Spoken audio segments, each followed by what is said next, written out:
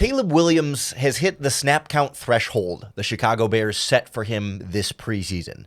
So if he is indeed done with exhibition contests, have we seen enough from him so far, or do we want to see a little bit more before week 1?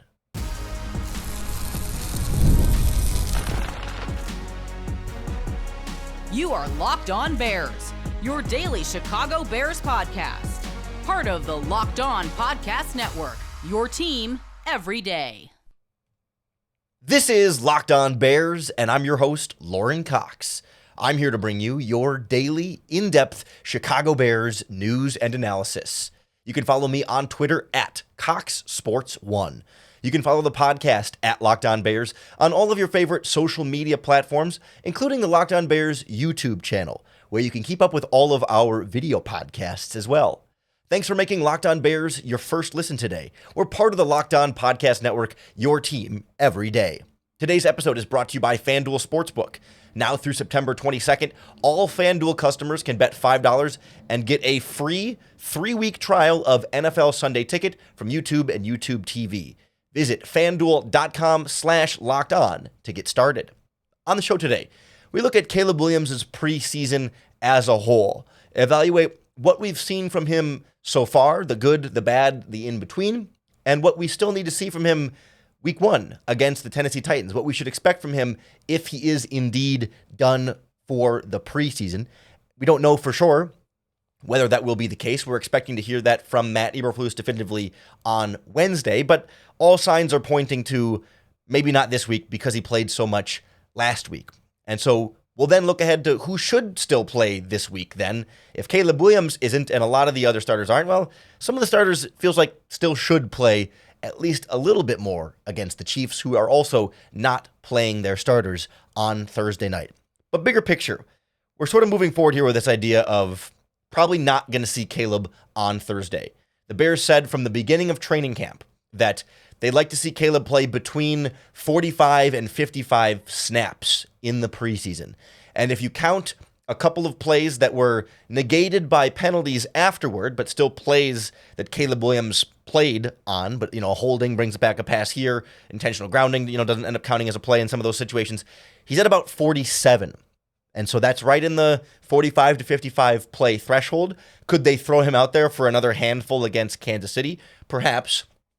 But we're not going to see him play another full first quarter, or as it was against the Bengals at Soldier Field, a full first half. So for all intents and purposes, we've more or less seen all that we're going to see from Caleb Williams this preseason. And along the way, it feels like we've seen a little bit of everything from Caleb. We've seen him in the Buffalo Bills game deliver great throws from the pocket. The first completion to DJ Moore to the left side, going through a progression and firing a ball in there within structure. We've seen him make great plays out of the pocket, outside of structure, rolling left, rolling right, deep downfield, different areas of the field, underneath, intermediate, and deep areas of the field. We've seen the highlight reel throws. We've seen the plays, certainly to wrap up against the Bengals, that can build that confidence that maybe you just want to ride that into the regular season. We've also seen the slow starts, the 3 and outs over and over to start that game against the Bengals. We've seen him take a few hits a couple of times. Like, as much as you don't want to see Caleb Williams risk any sort of injury whatsoever, there is something to be said about just getting over the first hit, the first sack, the first feeling of like, 300-pound defensive lineman landing on top of you. Like, it's going to happen in the regular season at some point, and probably quite a few times over the course of the season. And it's nice to just kind of get that out of the way so you can feel what an NFL sack feels like and be like, okay, I can handle that, and not have that be something that is constantly building up in the back of his mind. We've seen him take off and scramble and get a sense of how fast NFL defensive backs are going to be chasing him in the open field, what reads it's going to take for him to be able to know, okay, now is the time to take off versus keep my eyes downfield and hang out behind the line of scrimmage. So I think he's got a good sense of that. We've seen him change plays at the line of scrimmage, audible in and out of things, change protections. We've also seen maybe some mistakes in the cadence at the line of scrimmage. He blamed himself for a false start. I think that went on Tevin Jenkins against the Bengals, where he kind of tried to mix up his cadence, but everyone wasn't on the same page about it and said, yeah, I kind of put him in a bad spot with that one.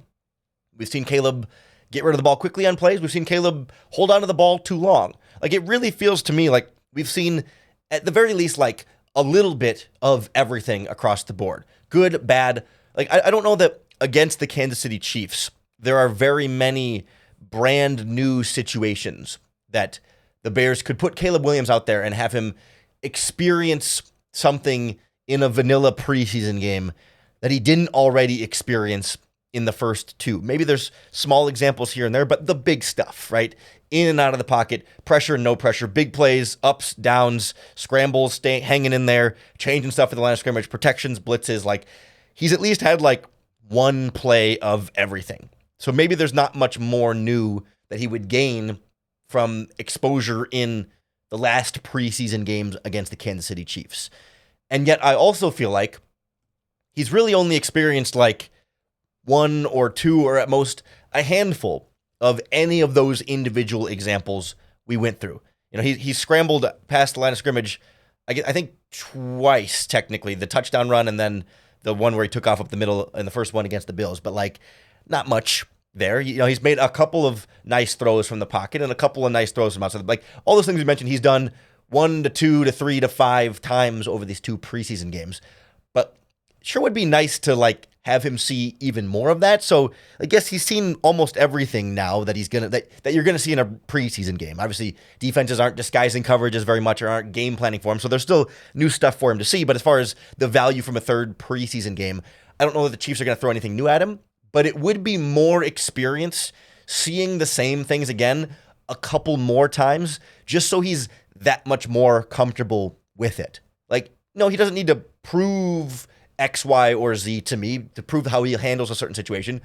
But it's easier if you've done something 6 or 10 times compared to if you've done something once or twice. Like, yeah, okay, if you've seen it or done it once or twice, okay, I kind of have a general sense for how I should handle that situation, how fast I need to run, how hard I need to throw that ball, whatever. I've done it once or twice. I generally have a sense of what I need to do or what I'm getting into there. As opposed to, I've seen this 10 times in the preseason, or even 5 times. I mean, the more times you've seen it, the more you can be like, all right, this is second nature to me. It's quick, it's fast. I don't have to think about it. It's instinctual. It just comes to me really quickly. And it feels to me like the last preseason game is just another opportunity to make all of it that much more routine for him, as opposed to coming into week 1 against the Titans and having a little taste of everything, but it's not quite all instantaneous, blasé, boring. Oh yeah, I've seen this 1,000 times before. Like, it reminds me of what we heard from Rome Odunze on the last episode of Hard Knocks last week, the second episode, when he was talking to those 9th grade kids and about how, like, you got to practice that route 1,000 times so that when you do it in a game, you're not even thinking about it. It's just like, it's something you've already done 1,000 times. Like, I want Caleb to get 1,000 times feeling that pressure in the pocket and 1,000 times hanging in the pocket and 1,000 times going through those progressions. You know what I mean? And he's not going to get 1,000 times, obviously, but like the Chiefs game would be one more opportunity to add a couple of more notches to each of those experiences under his belt that he's going to see in that, so that he goes into Tennessee with the most experience possible and the least new things, the fewest new things that are going to be thrown at him in week 1. All in all, it's been a successful preseason for Caleb Williams. We've seen the things we want to see from Caleb. He's been exposed to the kind of things that we wanted Caleb Williams to be exposed to. I don't think he's going to be behind if he doesn't play against the Chiefs. I just think it would be a little bit better if he did get an opportunity to do so.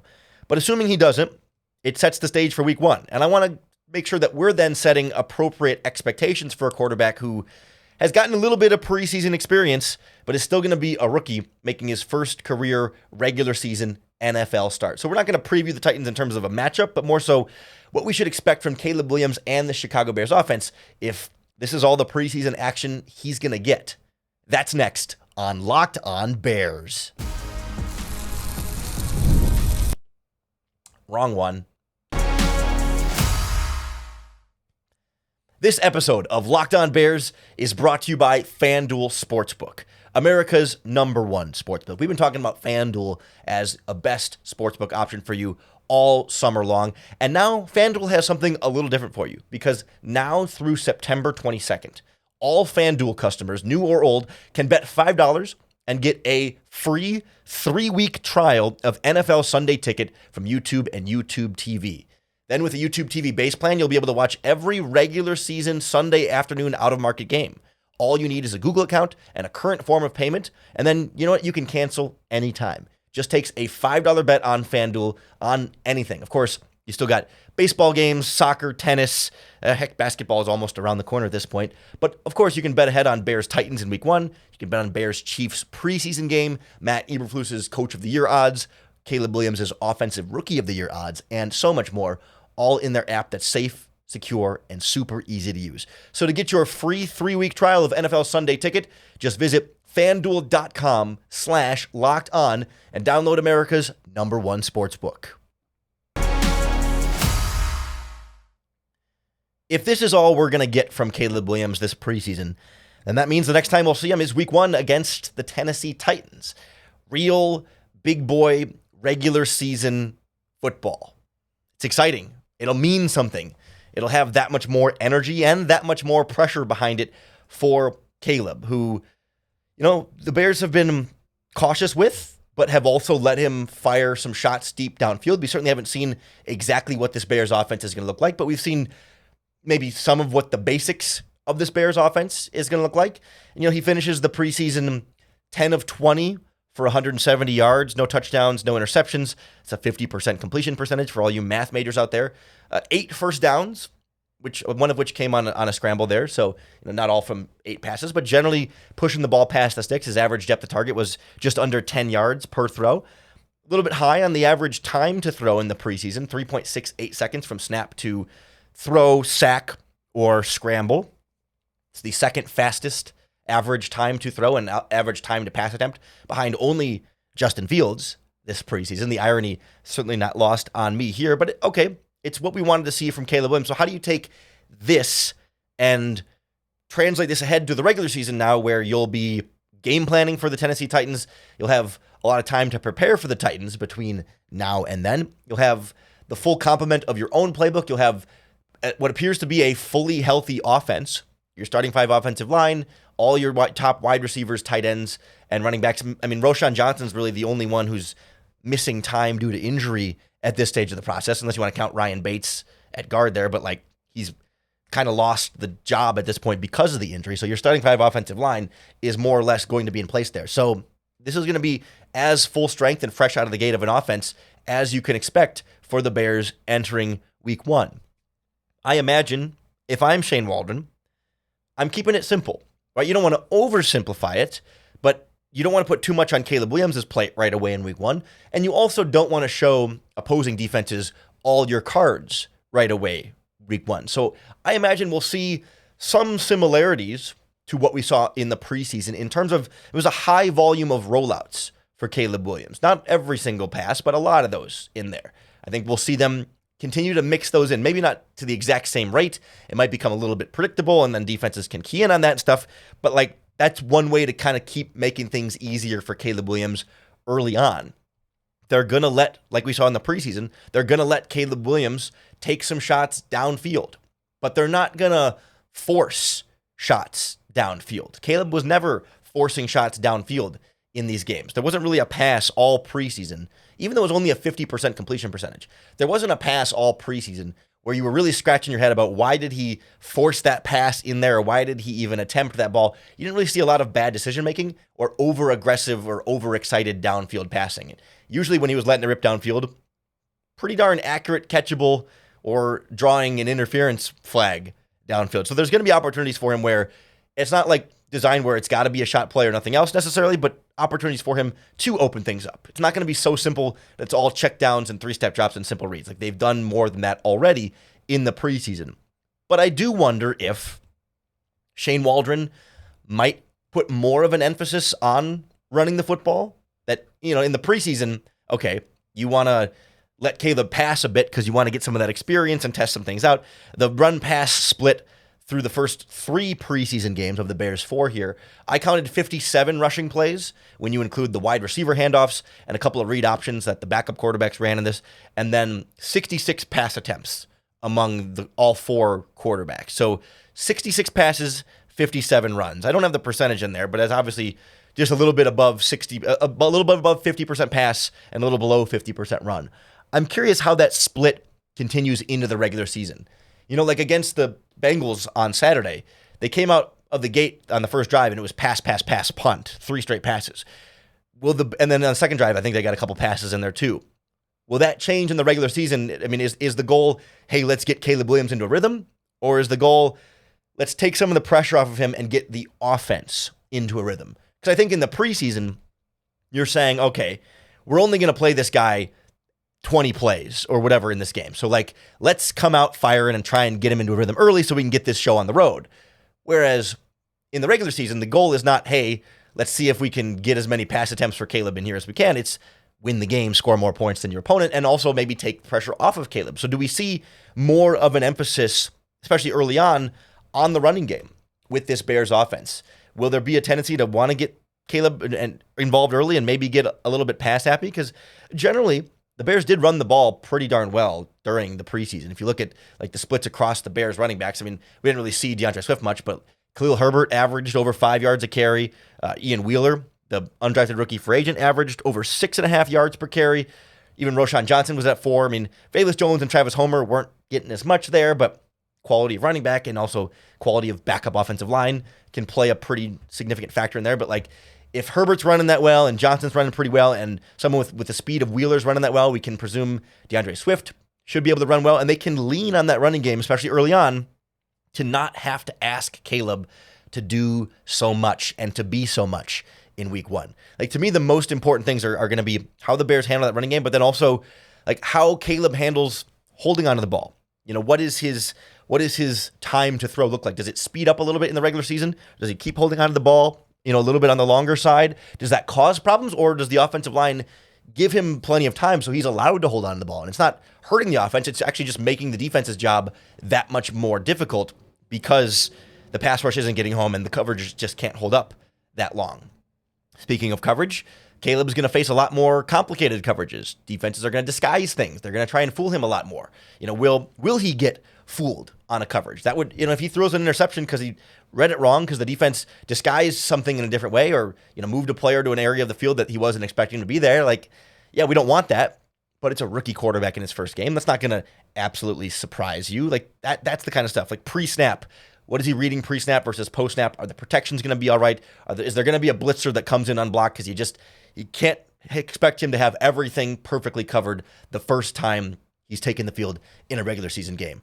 Worth noting, facing the Tennessee Titans with a brand new coaching staff, brand new defensive coordinator, they probably won't be a totally well-oiled machine with all of their disguises and all of their blitzes fully installed just yet. They may have to keep things a little bit more simple for their defense as well. So maybe that's something the Bears can find a little bit of not an advantage in necessarily, but just a little bit less difficult than maybe a defense like the Texans in week 2 with DeMeco Ryans that's been there for a couple seasons and can dial some things up in a very, very good unit. So we'll still do plenty of week 1 preview. I don't mean to completely skip ahead of Bears Chiefs here, which we will still preview this week. But if Caleb's done, I want to make sure we're looking ahead to the regular season and knowing that, hey, mistakes are still going to come. And there's a few different things we can watch here, both on what the offense is going to do for him, but also what he's going to have learned from the ups and downs we saw from him in the preseason.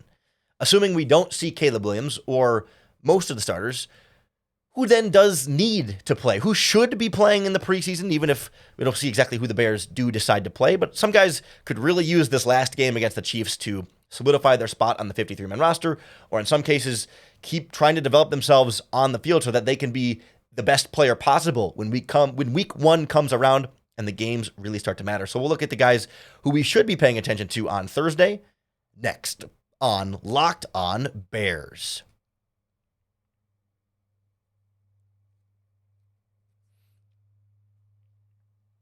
I'm open to debates on either side as to whether Caleb Williams should play on Thursday or not. Personally, I would play him a little bit. I think there's a lot of value to playing him, and you can also, as we've talked about multiple times this preseason, you can protect him with your play calling. You can roll him away from rushers. You can throw quicker passes. You can call screens and stuff. You can avoid the hits by how you call and game plan the game to protect Caleb if you're really concerned about his health, and I think the experience would be valuable for him. That being said, for all the reasons we talked about, I understand not playing him in the preseason, but I think there are some other guys who should play in the preseason. And first and foremost, Nate Davis on the offensive line. I know he's a veteran. I know he's a starter, and you're not going to just throw him out there as the only starter on the offensive line, but he has missed so much training camp, so many practice reps, and two preseason games prior to Saturday.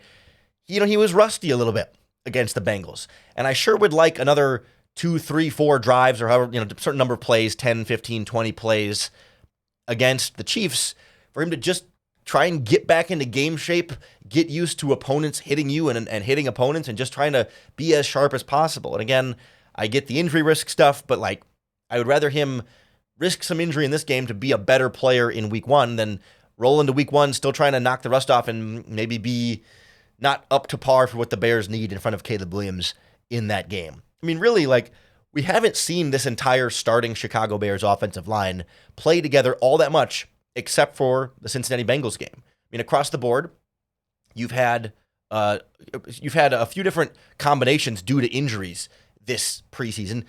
It feels like now, based on health, your week 1 starting offensive line is going to be Braxton Jones, Tevin Jenkins, Coleman Shelton, Nate Davis, and Darnell Wright from left to right. Ryan Bates, we thought was going to be the starter, but he's been hurt for the last few weeks, and Coleman Shelton has been that center. And I think at this point, Shelton isn't great, but he's been the one in there. He's been building that connection with Caleb and leading the offensive line and calling out the protections and stuff. I think that's going to be your starting 5 offensive line. And there were games where Ryan Bates has been playing center. There were games where Ryan Bates was playing right guard, where Matt Pryor was playing right guard. Darnell Wright missed a game. Braxton Jones missed some practice. Tevin Jenkins missed some practice.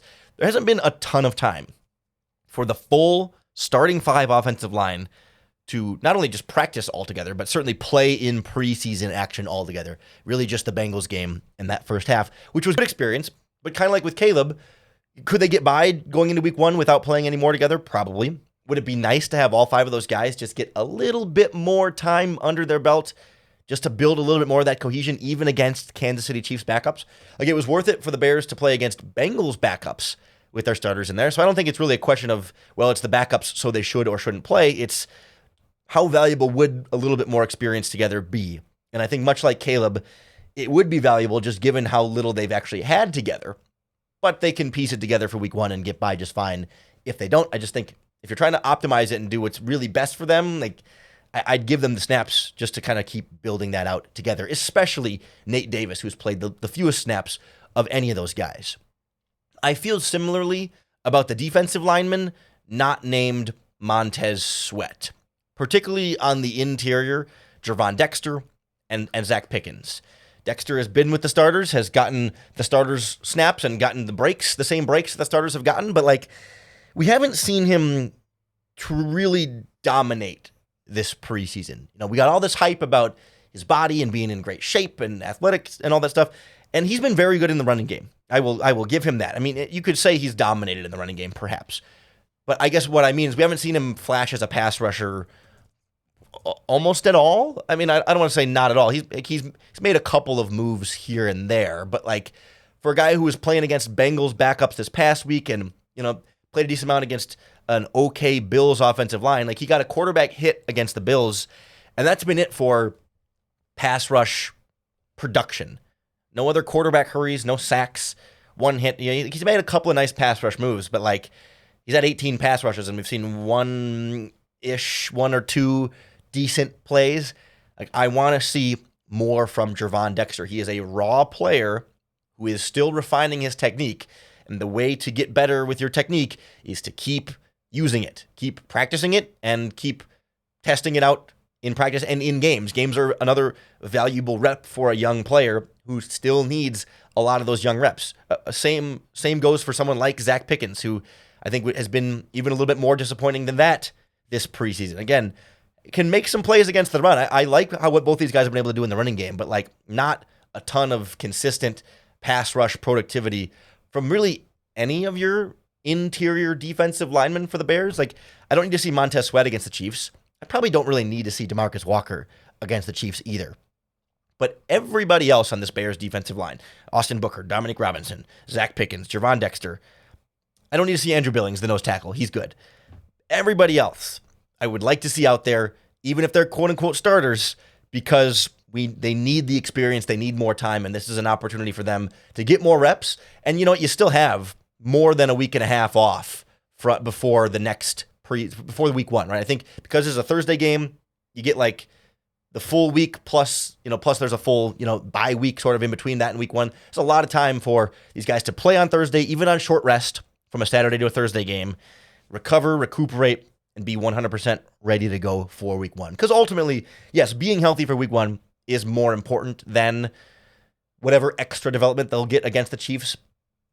But we really haven't seen the Bears go down with any major injuries in these preseason games. Like Colin Johnson and Theo Benedict or whatever, but it hasn't been that devastating for them from an injury standpoint. I think we can trust that guys can play some preseason snaps and also take care of their bodies a little bit more.